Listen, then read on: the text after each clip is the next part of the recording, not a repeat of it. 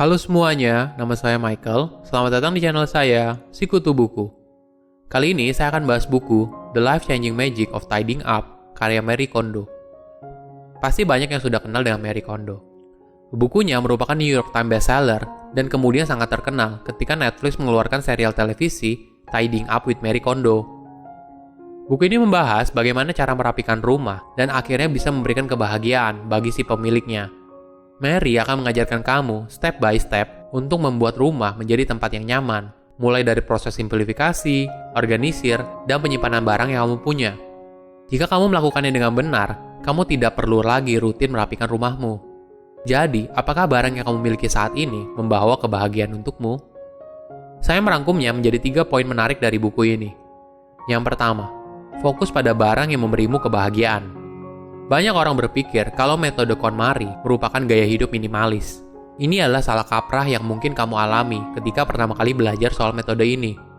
Gaya hidup minimalis mendorong kamu untuk memiliki barang dengan jumlah yang lebih sedikit. Tapi metode KonMari mendorong kamu untuk hidup dengan barang yang memberimu kebahagiaan. Hal paling penting sebelum merapikan rumah adalah mindset yang tepat. Seorang tidak bisa mengubah kebiasaan mereka tanpa mengubah cara berpikir mereka dulu. Metode KonMari bukan cuma panduan untuk menyortir dan menyusun barang agar rumah menjadi rapi, tapi merupakan panduan mindset yang tepat untuk menjadi orang yang rapi. Ketika rumahmu rapi, kamu akan merasakan perubahan yang cukup signifikan. Orang Jepang percaya kalau rumah yang bersih dan rapi akan membawa keberuntungan bagi pemiliknya. Metode KonMari menekankan pada pemahaman apa yang harus direlakan dengan apa yang penting buatmu. Apakah barang ini memberimu kesenangan ketika kamu menyentuhnya? Apakah membawa kebahagiaan bagi dirimu?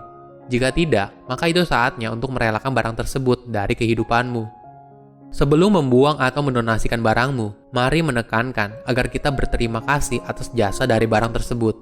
Dengan menghargai hubungan kamu dan barang tersebut, hal ini akan memudahkanmu untuk merelakannya. Kedua, merapikan rumah tidak boleh sedikit demi sedikit. Banyak orang merasa tidak perlu belajar untuk merapikan rumah, karena sedari kecil sudah merapikan kamar atau tempat lain. Tapi terkadang, instruksi untuk merapikan rumah tidak jelas. Inilah yang menyebabkan setelah kamu merapikan kamar, tidak lama kemudian berantakan lagi. Mari tidak setuju dengan hal ini. Kamar kembali berantakan setelah dirapikan bukanlah hal yang normal. Menurut Mari, orang yang merapikan rumah yang selalu jadi berantakan setelah dirapikan, hal ini disebabkan karena proses merapikan rumahnya tidak benar atau setengah jalan. Jika seseorang berkomitmen untuk merapikan rumah, mereka harus berpikir ini untuk jangka panjang, bukan jalan pintas, pokoknya yang penting rapi. Mari juga menjelaskan tentang kegiatan merapikan rumah sedikit demi sedikit, bukanlah kebiasaan yang baik. Yang terjadi malah, kamu merasa kegiatan merapikan rumah seperti tidak ada hasilnya, karena hanya sebagian kecil yang dirapikan. Kemudian tidak lama lagi, bagian itu kembali berantakan. Kegiatan merapikan rumah yang benar harus dilakukan sekaligus langsung rapi. Perbedaan sebelum dan sesudah dirapikan dapat mengubah seseorang bukan hanya dari rumahnya saja, tapi juga cara pikirnya. Dengan begitu, kamu akan merasakan manfaat dan keberhasilan dari kegiatan merapikan rumah. Ketiga, rapikan berdasarkan kategori. Kegiatan merapikan rumah adalah kegiatan untuk mengembalikan keseimbangan antara kamu, barangmu, dan rumah yang kamu tinggali. Pada dasarnya, kegiatan merapikan rumah dibagi menjadi 2 hal, yaitu membuang dan memutuskan di mana kamu harus menyimpan barang tersebut. Dari 2 hal itu, kegiatan untuk memilih barang untuk dibuang harus dimulai dulu. Mary memberikan saran untuk membagi barang yang ingin dirapikan ke dalam beberapa kategori. Kamu bisa mulai dengan kategori yang paling mudah dulu, seperti pakaian.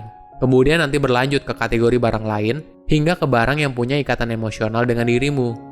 Mary menjelaskan, ketika kamu fokus merapikan barang berdasarkan kategori, kamu akan sadar berapa banyak barang yang kamu miliki di kategori yang sama. Nah, informasi ini akan membantumu dalam melakukan kegiatan penyortir dan menyusun ulang barangmu. Apabila kamu sudah mengumpulkan barang berdasarkan kategori, langkah selanjutnya adalah ambil barang satu persatu dan tanyakan ke dirimu, apakah barang ini membawa kebahagiaan bagi saya? Apabila tidak, sudah saatnya untuk didonasikan apabila masih layak dan dibuang apabila tidak layak.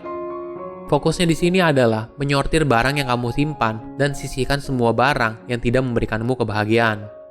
Untuk barang yang memiliki hubungan emosional memang cukup berat. Contohnya seperti kartu ucapan dari teman lama atau keluarga. Tentu saja memberikanmu kebahagiaan.